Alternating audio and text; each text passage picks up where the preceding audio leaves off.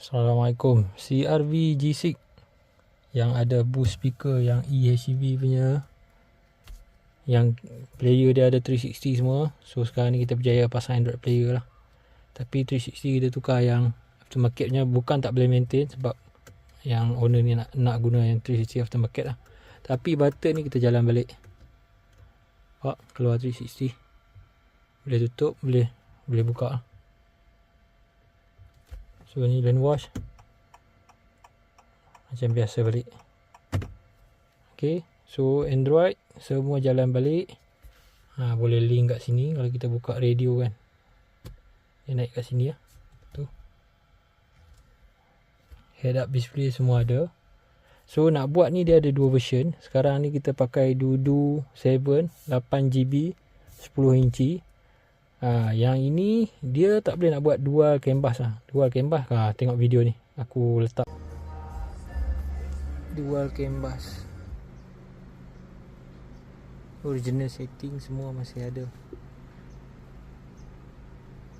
Okay, button semua boleh. Hand wash.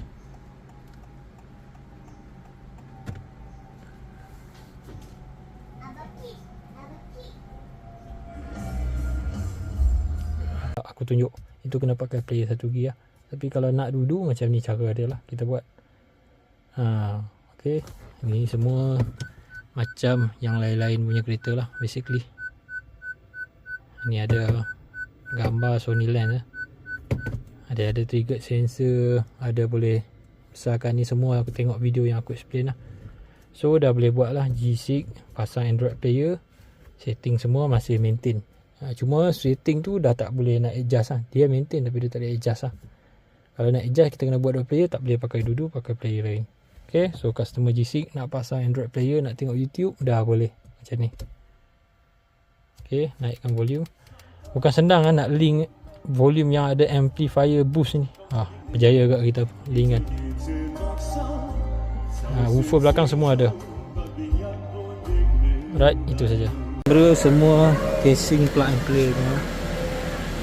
Depan pun sama. Juga lane wash boleh guna. Belakang kita tukar casing juga, terus plug. Ok, 10 inci siap. Ni Dudu banyak function lah, you kena explore lah.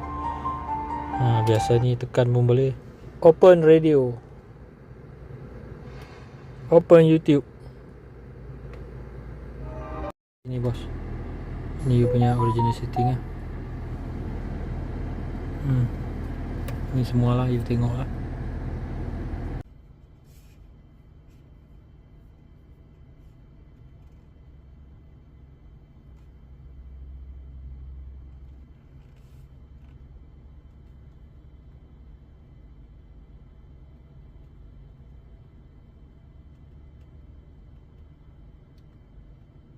Ok, ni waktu malam lah. Dudu dia memang tak silau sebab dia boleh adjust dia punya backlight. Memang puas hati. Boleh tengok 360, tekan je. Pakai stick original. Hand wash pun boleh.